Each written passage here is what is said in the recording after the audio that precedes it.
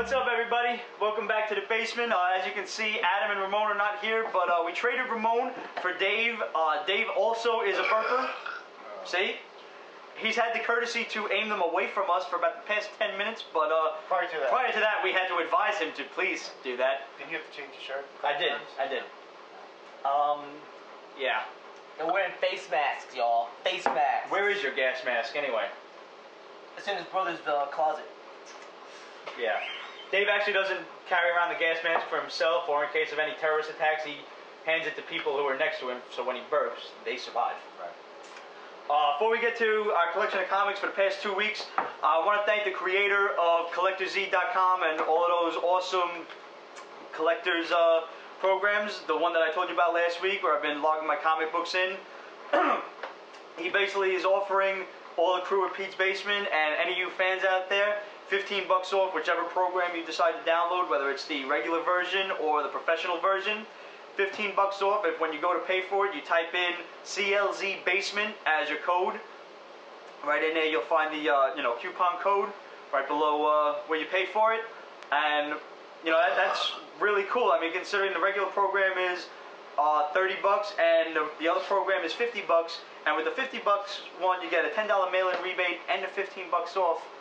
That's a pretty nice deal, guys. So thank you for that, and I hope you enjoy the program as much as I've been. I've been logging my comic books in now for the past week. My social life is completely inert. Doesn't exist anymore.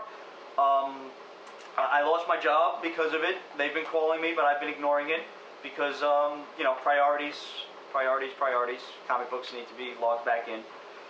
Also, before we start, I want to thank our friend Rick Hansen from Phoenix, Illinois for writing to us. Thanks, Rick. Thanks, Rick. Writing to us and disagreeing with me specifically about Magog and his place as what I dubbed him as the biggest villain in Kingdom Come.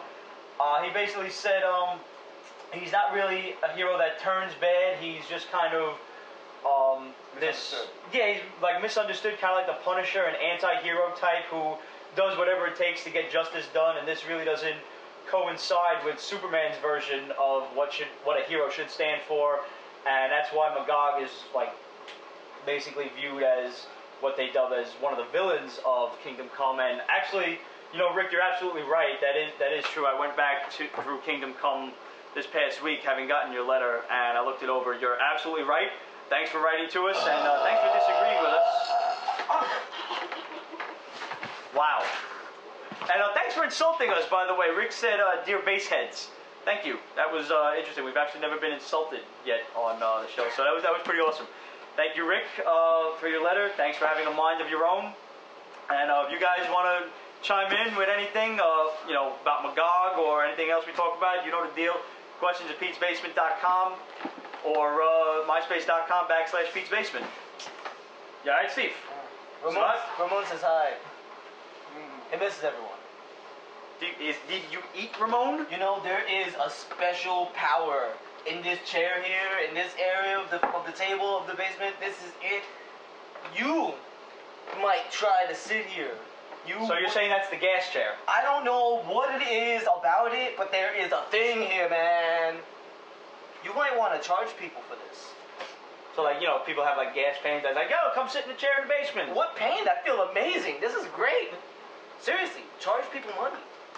Does the chair have to be in that position? I don't know. I don't even think you need a chair. You could probably just sit, Steve. Make a nice commune here. Get a bunch of girls. You got all this liquor back here.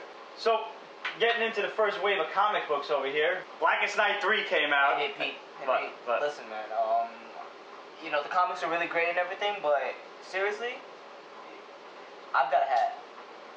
Steve's got a hat. Right. Yo, where's your hat, man? I really never wear a hat. Are you kidding me? Look, man, you're in between a hat sandwich. Very nice. Looking pretty dapper.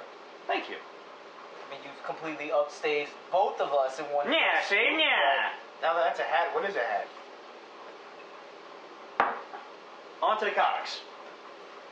Blackest Night 3 came out this week, and it's up to Wally and Green Lantern to take them out for starters. They get a little bit of assistance from the Atom, who which is awesome. that was a pretty cool scene when he went into the ring. Into the ring. Right. and kind of like see what it's made of. Yeah. Yeah, it says it has like all these different portals sending energy back and forth. Right. To where we're not sure of yet. No, that's cool though. At one point, the Flash pulls the black ring off of the zombie firestorm, and the ring just kind of like roots out and reattaches itself. Yeah. For me, I think by far the best scene was when the regular firestorm took on the zombie firestorm, and the zombie firestorm separated the the regular firestorm, and the kid tried to grab him from hurting Jen, his girlfriend. Yeah. And Jason got sucked into the zombie firestorm, so now he's a part of him. Yeah. And it's like stealing his mind. Yeah, he's using his entire brain patterns and his brilliance. Yeah, he's just like torturing this girl. To become now what Firestorm should be, because the zombie Firestorm seems to be an idiot without its professor counterpart. And I don't even want to spoil this for them, but should we? This is one of the most awesome death scenes ever. That's one of the coolest. Get this book. Just shut the hell up and just get all I'm going to tell you is it's worth reading. What is the chemical compound for table salt? Hey. And this is possibly one of the fucking most sadistic death scenes ever. H2O? NaCl. And we also finally get to see the appearance of the Indigo Lanterns, who managed to shut down and sever the Black Lantern rings from their hosts. Right. Yeah, we don't know what's going to happen. What's going to happen? Yeah, she basically, the Indigo Lantern, the leader, who we just call Indigo 1. And they speak some weird language. Yeah. Yeah. She basically goes on to explain how in the beginning there was darkness, and then the world was overcome with light, and the darkness fought back, and light was splintered into its 7 pieces of the spectrum. And only when all the forces of light come together will the darkness be able to be defeated.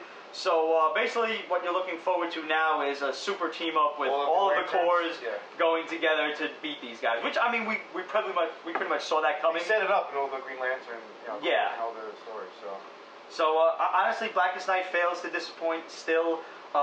Next issue really looks promising. All it just says is next power level is 100%. So yeah, I have a lot of speculation on that. Most likely they'll be using their power to resurrect Necron, who we all assume is the leader of the Black Lanterns. Right. The only thing I'm worried about is that it's 3 of 8, and a lot have happened. So you're worried that it's going to suck? Not that it might suck, but hopefully there's no It doesn't seem to be losing steam so far. Right. I think you're afraid it might start to drag out for like the last 3 issues or something. I hope not. Yeah. Well, we've seen that the cover of Blackest Night 5 has Necron on it, so that's why I'm assuming Part 4 will be the setup, Part 5 will be the return of Necron, and then we'll see what happens for 3 more issues. There may actually be. They've still got to find out whose head he has, and it's whether it's Bruce Wayne's or somebody else's too. So there's a couple of mysteries still left to unravel. Something that did kind of lose a little steam for me was Blackest Night Batman number 2. I thought 1 was really good, and Part 2 was just kind of a big old fight with Batman, Dick Grayson, Damian Wayne, and Red Robin shooting flamethrowers at these zombies, and they didn't really do anything. All we got to see was a couple of cops die, and these guys fought them, saved Commissioner Gordon and Barbara, and then hightailed it. How many issues are there? Only 3. Right, that sounds right. But finally at the end, I mean, I guess what we were all waiting for was the return of Tim Drake's parents and the Flying Graysons. They've attacked them, and maybe book 3 will tug at some heartstrings. I hope so, because Part 2 kind of left me a little sore there. Speaking of being left sore, Blackest Night Green Lantern Corps 40 was just okay. I guess more of the same. Yeah, it's just more of the same, and there wasn't really. Excuse me. At this point, I'm looking for death upon death upon death, and that didn't happen here. This was basically Jade comes back and tries to get Kyle and Aricia's parents and her grandfather, all former Green Lanterns, come back, and they try to kill her, and that's about it. There were a couple of cool scenes where the Lantern Crypt was torn asunder, and they were all